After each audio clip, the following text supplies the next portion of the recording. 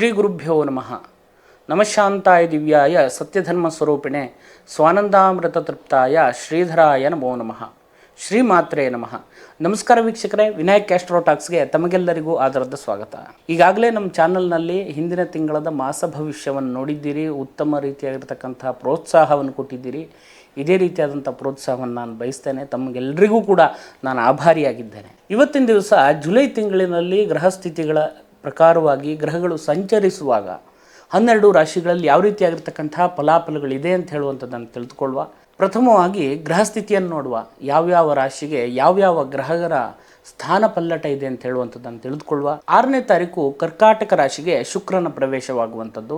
ಅದೇ ರೀತಿಯಾಗಿ 12ನೇ ತಾರೀಕು ವೃಷಭ ರಾಶಿಗೆ ಕುಜನ ಪ್ರವೇಶವಾಗುವಂಥದ್ದು. ಅದೇ ರೀತಿ 16ನೇ ತಾರೀಕು ಕರ್ಕಾಟಕ ರಾಶಿಗೆ ರವಿಯ ಪ್ರವೇಶವಾಗುವಂಥದ್ದು. 19ನೇ ತಾರೀಕು ಸಿಂಹ ರಾಶಿಗೆ ಬುಧನ ಪ್ರವೇಶವಾಗುವಂಥದ್ದು. ಅದೇ ರೀತಿ 31ನೇ ತಾರೀಕು ಸಿಂಹ ರಾಶಿಗೆ ಶುಕ್ರನ ಪ್ರವೇಶವಾಗುವಂಥದ್ದು. ಹೀಗಿದೆ ಗ್ರಹಸ್ಥಿತಿ ವೀಕ್ಷಕರೇ. ಹಾಗಾದರೆ ಈ ತಿಂಗಳಿನಲ್ಲಿ ವಿಶೇಷವಾಗಿರ್ತಕ್ಕಂತಹ ಒಂದು ಪೌರ್ಣಿಮೆ ಬರಲಿದೆ. ಅದು ಗುರುಪೂರ್ಣಿಮೆ. ನಮ್ಮ ಮಾರ್ಗದರ್ಶಕರನ್ನು, ನಮ್ಮ ಗುರುವನ್ನು, ಅದೇ ರೀತಿ ವಿದ್ಯಾಭ್ಯಾಸ, ಜೀವನ ಎಲ್ಲವುದನ್ನು ಕಲಿಸಿಕೊಟ್ಟಂತಹ ತಂದೆ ತಾಯಿಯರನ್ನು, ಗುರುಗಳನ್ನು ಎಲ್ಲವರನ್ನು ಕೂಡ ನಾವು ಈ ಸಂದರ್ಭದಲ್ಲಿ ಸ್ಮರಣೆ ಮಾಡುವಂತಹ ದಿವಸ ಆಗಿದೆ. 21ನೇ ತಾರೀಕು ಗುರುಪೂರ್ಣಿಮೆ ಇರುವಂಥದ್ದು. ಅವತ್ತಿನ ದಿವಸ ನಮ್ಮ ಎಲ್ಲ ಗುರುಗಳನ್ನು ಕೂಡ ನಾವು ಸ್ಮರಣೆ ಮಾಡುವಂಥದ್ದು, ಗುರುಗಳಿಗೆ ವಿಧೇಯರಾಗಿರುವಂಥದ್ದು, ಗುರುವಿನ ಭಕ್ತಿ, ಗುರುವಿನಲ್ಲಿ ಇರುವಂಥ ಶ್ರದ್ಧೆ, ಅದೇ ರೀತಿಯಾಗಿ ಗುರುಗಳು ಹಾಕಿಕೊಟ್ಟಂತಹ ಮಾರ್ಗ ನಮ್ಮ ಜೀವನದಲ್ಲಿ ಸಕಲ ವಿಷಯದಲ್ಲಿಯೂ ಕೂಡ ಸಂಸ್ಕಾರವಂತರಾಗಿ ತಗೊಂಡು ಹೋಗಲಿಕ್ಕೆ ಅನುಕೂಲ ಮಾಡಿಕೊಡುವಂತಹ ಒಂದು ಶಕ್ತಿಯಾಗಿರುವಂಥದ್ದು ಗುರುವಿಂದಾಗಿದೆ ವೀಕ್ಷಕರೇ. ಹಾಗಾದ ಕಾರಣ ನಾವೆಲ್ಲರೂ ಕೂಡ 21ನೇ ತಾರೀಕು ಗುರುಪೂರ್ಣಿಮೆಯನ್ನು ಆಚರಿಸಬೇಕಾಗಿದೆ. ಇದರಿಂದಾಗಿ ಗುರುವಿನ ಅನುಗ್ರಹವನ್ನು ನಾವೆಲ್ಲರೂ ಕೂಡ ನಮ್ಮ ಜೀವನಕ್ಕೆ ಪಡಿಬೇಕಾಗಿದೆ ವೀಕ್ಷಕರೇ. ನಾವು ಈ ತಿಂಗಳಿನಲ್ಲಿ ಗ್ರಹಸ್ಥಿತಿ ಪ್ರಕಾರ ಗೋಚಾರ ಫಲವನ್ನು ತಿಳಿದುಕೊಳ್ಳುವ.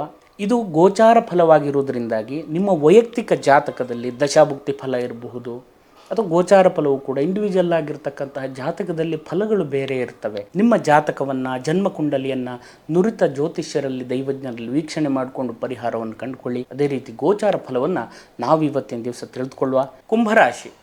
ಕುಂಭರಾಶಿಯವರಿಗೆ ಈ ತಿಂಗಳಿನಲ್ಲಿ ಯಾವ ರೀತಿಯಾದಂತಹ ಫಲಾಫಲಗಳಿದೆ ಅಂತ ಹೇಳುವಂಥದ್ದನ್ನು ಈ ಸಂಚಿಕೆಯಲ್ಲಿ ತಿಳಿದುಕೊಳ್ಳುವ ವೀಕ್ಷಕರೇ. ಜನ್ಮರಾಶಿಯಲ್ಲಿರ್ತಕ್ಕಂಥ ಶನಿಯಿಂದಾಗಿ ನಿಮ್ಮ ರಾಶ್ಯಾಧಿಪತಿಯು ಶನೀಶ್ವರ ಸ್ವಾಮಿಯೇ ಆಗಿರೋದ್ರಿಂದಾಗಿ ಒಳ್ಳೆ ರೀತಿಯಾದಂತಹ ಫಲಾಫಲಗಳನ್ನು ಈ ಸಂದರ್ಭದಲ್ಲಿ ನೀವು ಅನುಭವಿಸುವಂಥ ಯೋಗಗಳಿದೆ.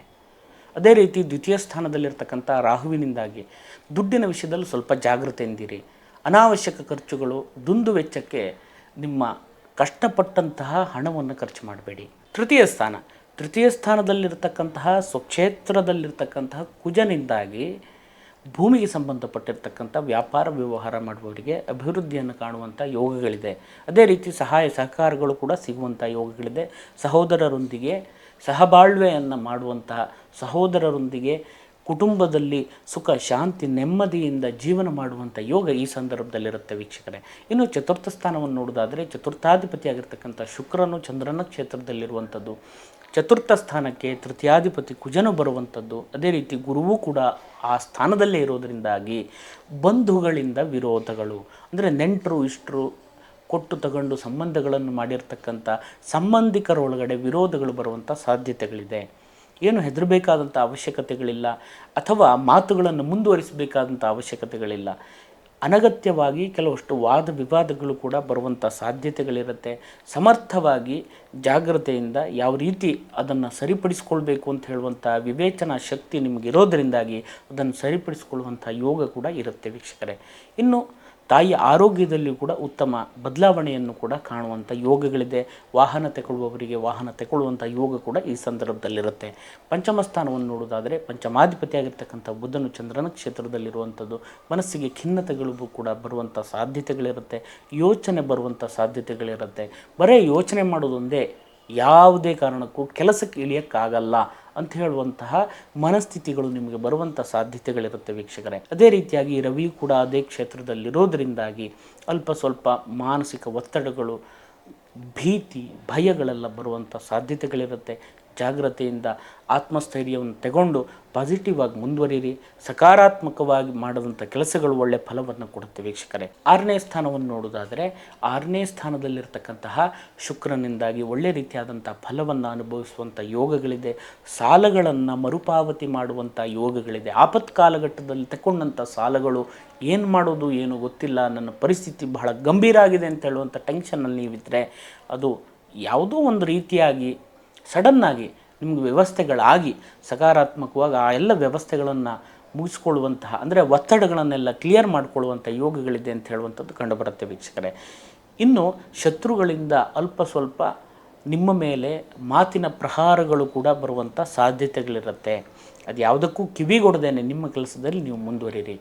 ಇನ್ನು 7ನೇ ಸ್ಥಾನವನ್ನು ನೋಡುವುದಾದರೆ ದಾಂಪತ್ಯ ಜೀವನಕ್ಕೆ ಸಂಬಂಧಪಟ್ಟಿರ್ತಕ್ಕಂಥ ಸ್ಥಾನ ಆಗಿರೋದ್ರಿಂದಾಗಿ ದಾಂಪತ್ಯ ಜೀವನದಲ್ಲಿ ಅಲ್ಪ ಸ್ವಲ್ಪ ವಾದ ವಿವಾದಗಳು, ಮಾತಿಗೆ ಸಂಬಂಧಪಟ್ಟಂತಹ ಕೆಲವಷ್ಟು ಭಿನ್ನಾಭಿಪ್ರಾಯಗಳೆಲ್ಲ ಬರುವಂಥ ಸಾಧ್ಯತೆಗಳಿರುತ್ತೆ. ಅದನ್ನೆಲ್ಲ ಸರಿಪಡಿಸಿಕೊಂಡು ಹೋಗಿ ವೀಕ್ಷಕರೇ. ಇನ್ನು ಪಾರ್ಟ್ನರ್ಶಿಪ್ ಬಿಸ್ನೆಸ್ನಲ್ಲಿಯೂ ಕೂಡ ಒಳ್ಳೆಯ ರೀತಿಯಾದಂಥ ಫಲಾಫಲವನ್ನು ನೀವು ಈ ಸಂದರ್ಭದಲ್ಲಿ ಪಡಿತೀರಾ. ಅದೇ ರೀತಿ ಅನಗತ್ಯವಾಗಿರ್ತಕ್ಕಂಥ ಸ್ವಲ್ಪ ತಿರುಗಾಟಗಳನ್ನು ಕೂಡ ಮಾಡುವಂಥ ಸಾಧ್ಯತೆಗಳಿರುತ್ತೆ. ಅನಗತ್ಯ ತಿರುಗಾಟ ಅಂದರೆ ಫಸ್ಟಿಗೆ ನಿಮ್ಗೆ ಅದು ಅಗತ್ಯ ಅಂತಲೇ ತೋರಬಹುದು. ಅದು ತಿರುಗಾಟ ಮಾಡಿದ ತಕ್ಷಣ ಏನು ಕೆಲಸ ಆಗಿಲ್ಲ, ಸುಮ್ಮನೆ ತಿರುಗಾಟ ಮಾಡಿದ್ದು ಬಂತು, ಸಮಯ ವೇಸ್ಟ್ ಮಾಡಿದ್ದು ಬಂತು, ಖರ್ಚು ವೇಸ್ಟ್ ಮಾಡಿದ್ದು ಬಂತು, ಇದೆಲ್ಲ ಯೋಚನೆಗಳು ವಿವೇಚನೆಗಳು ನಿಮಗೆ ಬರುತ್ತೆ. ಟೆನ್ಷನ್ ಮಾಡಬೇಡಿ, ಒಳ್ಳೆಯ ರೀತಿಯಾದಂತಹ ಫಲಗಳು ಈ ಸಂದರ್ಭದಲ್ಲಿ ನಿಮ್ಗೆ ಸಿಗುತ್ತೆ ವೀಕ್ಷಕರೇ. ಇನ್ನು 8ನೇ ಸ್ಥಾನವನ್ನು ನೋಡೋದಾದರೆ 8ನೇ ಸ್ಥಾನಾಧಿಪತಿಯಾಗಿರ್ತಕ್ಕಂತಹ ಬುಧನು ಚಂದ್ರನ ಕ್ಷೇತ್ರದಲ್ಲಿರುವಂಥದ್ದು, 8ನೇ ಸ್ಥಾನದಲ್ಲಿ ಕೇತುವು ಇರೋದರಿಂದಾಗಿ ಸ್ವಲ್ಪ ಸಾಹಸದ ಕೆಲಸ ಮಾಡುವಾಗ ಜಾಗ್ರತೆಯಿಂದ ಮುಂದುವರಿಯಿರಿ. ಅದೇ ರೀತಿ ವಾಹನ ಚಲಿಸುವಾಗಿರ್ಬೋದು, ರಸ್ತೆ ದಾಟುವಾಗಿರಬಹುದು, ಕರೆಂಟಿಗೆ ಸಂಬಂಧಪಟ್ಟಿರ್ತಕ್ಕಂಥ ಕೆಲಸ ಮಾಡುವವರಿಗೆ ಎಲ್ಲವರಿಗೂ ಕೂಡ ಸ್ವಲ್ಪ ಜಾಗ್ರತೆಯನ್ನು ಈ ಮುಖಾಂತರವಾಗಿ ನಾನು ಹೇಳ್ತಾ ಇದ್ದೇನೆ ವೀಕ್ಷಕರೇ. ಇನ್ನು 9ನೇ ಸ್ಥಾನವನ್ನು ನೋಡೋದಾದರೆ 9ನೇ ಸ್ಥಾನಾಧಿಪತಿಯಾಗಿರ್ತಕ್ಕಂಥ ಶುಕ್ರನು ಚಂದ್ರನ ಕ್ಷೇತ್ರ ಅಂದರೆ ಮಿತ್ರನ ಕ್ಷೇತ್ರದಲ್ಲಿರೋದ್ರಿಂದಾಗಿ ಒಳ್ಳೊಳ್ಳೆ ಕೆಲಸ ಕಾರ್ಯವನ್ನು ಕೈಗೆತ್ತಿಕೊಂಡು ಅದನ್ನು ಸಂಪೂರ್ಣವಾಗಿ ಮುಗಿಸುವಂಥ ಯೋಗಗಳಿದೆ. ಮತ್ತು ಕೆಲಸ ಮಾಡುವಂಥ ಸ್ಥಳದಲ್ಲಿಯೂ ಕೂಡ ನಿಮಗೆ ಒಳ್ಳೆಯ ಗೌರವವು ಕೂಡ ಪ್ರಾಪ್ತಿಯಾಗುವಂಥ ಯೋಗಗಳಿದೆ. ಪುಣ್ಯ ಕಾರ್ಯಗಳನ್ನು ಹೆಚ್ಚಿನ ಪ್ರಮಾಣದಲ್ಲಿ ಮಾಡುವಂಥ ಯೋಗಗಳಿದೆ. ಅನ್ನದಾನಾದಿಗಳನ್ನು ಕೆಲವಷ್ಟು ಗತಿ ಇಲ್ಲದವರ ಪರಿಸ್ಥಿತಿಯನ್ನು ಗಮನಿಸಿಕೊಂಡು ಕೆಲವಷ್ಟು ದಾನಗಳನ್ನು ಮಾಡುವಂಥದ್ದು ಅಥವಾ ಅವರಿಗೆ ಬೇಕಾದಂಥ ವ್ಯವಸ್ಥೆಗಳನ್ನು ಮಾಡಿಕೊಡುವಂತಹ ಪರೋಪಕಾರ ಮನಸ್ಥಿತಿ ಕೂಡ ಈ ಸಂದರ್ಭದಲ್ಲಿ ಬರುತ್ತೆ ಅಂತ ಹೇಳುವಂಥದ್ದು ಕಂಡುಬರುತ್ತೆ ವೀಕ್ಷಕರೇ. ಇನ್ನು 10ನೇ ಸ್ಥಾನವನ್ನು ನೋಡೋದಾದರೆ 10ನೇ ಸ್ಥಾನಾಧಿಪತಿಯಾಗಿರ್ತಕ್ಕಂಥ ಕುಜನು ತನ್ನ ಸ್ವಕ್ಷೇತ್ರದಲ್ಲಿ ಯೋಗಪ್ರದನಾಗಿರೋದರಿಂದಾಗಿ ಕೆಲಸ ಕಾರ್ಯದಲ್ಲಿ ಉನ್ನತವಾಗಿರ್ತಕ್ಕಂತಹ ಬೆಳವಣಿಗೆಯನ್ನು ಕಾಣಬಹುದು, ಪ್ರಮೋಷನನ್ನು ಕಾಣಬಹುದು. ಕೆಲಸ ಇಲ್ಲದೇ ಇರುವವರಿಗೂ ಕೂಡ ಕೆಲಸ ಸಿಗುವಂಥ ಯೋಗಗಳಿದೆ. ಕೆಲಸದಲ್ಲಿ ಒತ್ತಡ, ಕಿರಿಕಿರಿ, ನಾನಾ ರೀತಿಯ ಅನುಭವಗಳನ್ನು ನೀವು ಆಗಲೇ ಅನುಭವಿಸ್ತಾ ಇರ್ತೀರ ಅಥವಾ ಭಿನ್ನಾಭಿಪ್ರಾಯಗಳು ಎಲ್ಲ ಅನುಭವಿಸ್ತಾ ಇರ್ತೀರ. ಅದೆಲ್ಲವೂ ಕೂಡ ಕ್ಲಿಯರ್ ಆಗುವಂಥ ಯೋಗ ಈ ಸಂದರ್ಭದಲ್ಲಿದೆ ಅಂತ ಹೇಳುವಂಥದ್ದು ಕಂಡುಬರುತ್ತೆ ವೀಕ್ಷಕರೇ. ಇನ್ನು ಲಾಭಸ್ಥಾನವನ್ನು ನೋಡೋದಾದರೆ ಲಾಭಾಧಿಪತಿಯಾಗಿರ್ತಕ್ಕಂತಹ ಗುರು ಚತುರ್ಥ ಕ್ಷೇತ್ರದಲ್ಲಿರೋದರಿಂದಾಗಿ ಒಳ್ಳೆ ರೀತಿಯಾಗಿರ್ತಕ್ಕಂಥ ಲಾಭಾಂಶಗಳು ಪ್ರಯತ್ನ ಪಟ್ಟಂಥ ಕೆಲಸ ಕಾರ್ಯದಲ್ಲಿ ಸಿಗುತ್ತೆ ಅಂತ ಹೇಳುವಂಥದ್ದು ಕಂಡುಬರುತ್ತೆ ವೀಕ್ಷಕರೇ. 12ನೇ ಸ್ಥಾನವನ್ನು ನೋಡೋದಾದರೆ 12ನೇ ಸ್ಥಾನಾಧಿಪತಿಯು ನಿಮ್ಮ ರಾಶ್ಯಾಧಿಪತಿಯು ಒಬ್ಬರೇ ಆಗಿರೋದರಿಂದಾಗಿ ಅಲ್ಪ ಸ್ವಲ್ಪ ಖರ್ಚು ವೆಚ್ಚಗಳು ಬರುವಂಥ ಸಾಧ್ಯತೆಗಳಿರುತ್ತೆ. ಸ್ವಲ್ಪ ಆಲಸ್ಯದಿಂದಾಗಿ ನಿಮ್ಮ ಕೆಲವಷ್ಟು ಕೆಲಸ ಕಾರ್ಯದಲ್ಲಿ ಹಿನ್ನಡೆಯನ್ನು ಕಾಣುವಂಥ ಸಾಧ್ಯತೆಗಳಿರುತ್ತೆ. ಆಲಸ್ಯವನ್ನು ಬಿಟ್ಟು ನಿಮ್ಮ ಕೆಲಸದಲ್ಲಿ ಹೊರಟರೆ ಖಂಡಿತವಾಗಿ ನೀವು ಸಕ್ಸಸ್ಸನ್ನು ಅನುಭವಿಸ್ತೀರ. ಕೈ ಹಾಕಿದಂಥ ಕೆಲಸ ಮಾಡಿಯೇ ಸಿದ್ಧ ಅಂತ ಹೇಳುವಂತಹ ಒಂದು ಹಠ ಸ್ವಭಾವದವರಾಗಿರ್ತೀರಿ ನೀವು. ಖಂಡಿತವಾಗಿ ನಿಮ್ಗೆ ಅದು ಸಕ್ಸಸ್ ಕೊಡುತ್ತೆ ಅಂತ ಹೇಳುವಂಥದ್ದು ಕಂಡುಬರುತ್ತೆ ವೀಕ್ಷಕರೇ. ಇದಿಷ್ಟೆಲ್ಲ ಒಳ್ಳೆ ಫಲಗಳಿದ್ದರೂ ಕೂಡ ಅಲ್ಪ ಸ್ವಲ್ಪ ದೋಷ ಫಲಗಳು ಕೂಡ ಇರೋದರಿಂದಾಗಿ ಅದನ್ನು ಯಾವ ರೀತಿಯಾಗಿ ನಾವು ಸರಿಪಡಿಸ್ಕೊಳ್ಬಹುದು ಅಂತ ಹೇಳುವಂಥದ್ದನ್ನು ನೋಡೋದಾದರೆ ಆಂಜನೇಯ ದೇವರಿಗೆ ಎಳ್ಳೆಣ್ಣೆಯನ್ನು ಸಮರ್ಪಣೆ ಮಾಡುವಂಥದ್ದು, ಸಿಂಧೂರವನ್ನು ಅರ್ಚನೆಯನ್ನು ಮಾಡಿಸುವಂಥದ್ದು, ಪವಮಾನ ಅಭಿಷೇಕವನ್ನು ಮಾಡಿಸುವಂಥದ್ದು. ಇದು ಯಾವುದೂ ಮಾಡೋಕ್ಕಾಗಲ್ಲ ಸ್ವಾಮಿ, ನಮ್ಮ ಕೈಲಿ ದುಡ್ಡು ಇಲ್ಲ, ಅದನ್ನೆಲ್ಲ ಮಾಡೋಕ್ಕೂ ಆಗಲ್ಲ, ಹೇಗೆ ಮಾಡೋದು ಗೊತ್ತಿಲ್ಲ, ಇರೋ ಪರಿಸ್ಥಿತಿಯಿಂದ ನಾವು ಹೊರಗೆ ಬರಬೇಕು ಅಂತ ಹೇಳುವಂತಹ ಯೋಚನೆಯಲ್ಲಿ ನೀವಿದ್ದರೆ ಅಟ್ಲೀಸ್ಟ್ ಅಭಿಷೇಕಕ್ಕೆ ಎಳನೀರನ್ನಾದರೂ ತಗೊಂಡು ಹೋಗ್ಕೊಡಿ. ಪ್ರತಿ ಶನಿವಾರ ಅಭಿಷೇಕಕ್ಕೆ ನಿಮ್ಮ ಕೈಲಾದಷ್ಟು ಎಳನೀರನ್ನು ತಗೊಂಡೋಗಿ ಕೊಡಿ. ಭಗವಂತನಲ್ಲಿ ಪ್ರಾರ್ಥನೆ ಮಾಡಿ ನೋಡಿ. ನೀವು ಮಾಡುವಂಥ ಸೇವೆ ಇರ್ಬೋದು, ಯಾವುದೇ ಆಡಂಬರಗಳಿರ್ಬೋದು, ಭಗವಂತನಿಗೆ ಬೇಕಾಗಿಲ್ಲ, ಯಾವುದು ಕೂಡ ಬೇಕಾಗಿಲ್ಲ.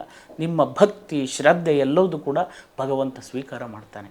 ಖಂಡಿತವಾಗಿ ಅದರಿಂದ ಒಳ್ಳೆಯ ಫಲಗಳಿದೆ ಅಂತ ಹೇಳುವಂಥದ್ದು ಕಂಡುಬರುತ್ತೆ ವೀಕ್ಷಕರೇ. ಇನ್ನೂ ಹೆಚ್ಚಿನದಾಗಿರ್ತಕ್ಕಂಥ ಫಲಾಫಲಗಳು ನಿಮ್ಮ ಜೀವನದಲ್ಲಿ ಸಿಗಲಿ ಅಂತ ಹೇಳುವಂಥ ಪ್ರಾರ್ಥನೆಯನ್ನು ನನ್ನ ಆರಾಧ್ಯ ದೇವರಲ್ಲಿ ಕೂಡ ನಾನು ಮಾಡ್ತೇನೆ. ತಮಗೆಲ್ಲರಿಗೂ ಒಳ್ಳೆಯದಾಗಲಿ. ನಮಸ್ಕಾರ. ಶುಭಂ ಭೂಯಾತ್. ಈ ವಿಡಿಯೋ ಇಷ್ಟ ಆದಲ್ಲಿ ಲೈಕ್ ಮಾಡಿ, ಶೇರ್ ಮಾಡಿ, ಸಬ್ಸ್ಕ್ರೈಬ್ ಮಾಡಿ. ಒಳ್ಳೆಯ ರೀತಿಯಾದಂತಹ ಪ್ರೋತ್ಸಾಹವನ್ನು ಕೊಟ್ಟಿದ್ದೀರಿ. ನಿಮ್ಮ ಪ್ರೋತ್ಸಾಹಕ್ಕೆ ನಾನು ಆಭಾರಿಯಾಗಿದ್ದೇನೆ.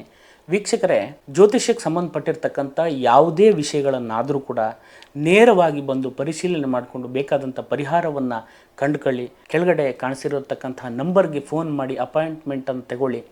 ಅದೇ ರೀತಿ ಫೋನ್ನಲ್ಲಿ ಯಾವುದೇ ರೀತಿಯಂಥ ಜ್ಯೋತಿಷ್ಯಕ್ಕೆ ಸಂಬಂಧಪಟ್ಟಿರಬಹುದು ಅಥವಾ ಆಧ್ಯಾತ್ಮಕ್ಕೆ ಸಂಬಂಧಪಟ್ಟಿರಬಹುದು ಯಾವುದೇ ವಿಷಯಗಳನ್ನು ಕನ್ಸಲ್ಟೇಷನನ್ನು ನಾವು ಮೊಬೈಲ್ನಲ್ಲಿ ಮಾಡಲ್ಲ. ನಿಜವಾಗಿ ಸಮಸ್ಯೆಯಲ್ಲಿ ನಾವು ಇದ್ದೇವೆ ಅಂತ ಹೇಳುವಂಥ ಪರಿಸ್ಥಿತಿಯನ್ನು ಎದುರಿಸ್ತಾ ಇದ್ದರೆ ನೇರವಾಗಿ ಬಂದು ಕನ್ಸಲ್ಟೇಷನ್ ತಗೊಂಡು ಸರಿಯಾದಂಥ ಪರಿಹಾರವನ್ನು ಕಂಡುಕೊಳ್ಳಿ. ಫೋನ್ ಮೂಲಕ ಯಾವ ಪರಿಹಾರವೂ ಆಗಲ್ಲ. ಅರ್ಧ ಗಂಟೆಯಲ್ಲಿ ಪರಿಹಾರ, 1 ಗಂಟೆಯಲ್ಲಿ ಪರಿಹಾರ, 24 ಗಂಟೆಯಲ್ಲಿ ಪರಿಹಾರ, ಈ ರೀತಿಯಲ್ಲಿ ಹೇಳುವವರೆಲ್ಲ ಇರ್ತಾರೆ. ಆ ವಿಷಯದ ಬಗ್ಗೆ ನಾನು ಏನೂ ಮಾತಾಡಲ್ಲ. ಅವರಿಗೆಲ್ಲ ನಮಸ್ಕಾರ. ನೀವು ಏನೇ ವಿಷಯ ಇದ್ದರೂ ಕೂಡ ನೇರವಾಗಿ ಬನ್ನಿ, ಸರಿಯಾದಂಥ ಒಂದು ಪರಿಹಾರವನ್ನು ತಗೊಳ್ಳಿ. ಫೋನ್ ಮೂಲಕವಾಗಿ ನಾವು ಯಾವುದೇ ಪರಿಹಾರವನ್ನು ಅಥವಾ ಜ್ಯೋತಿಷ್ಯ ವಿಮರ್ಶೆಗಳನ್ನು ಮಾಡಲ್ಲ. ನಮಗೆಲ್ರಿಗೂ ಒಳ್ಳೆಯದಾಗಲಿ. ನಮಸ್ಕಾರ. ಶುಭಂ ಭೂಯಾತ್.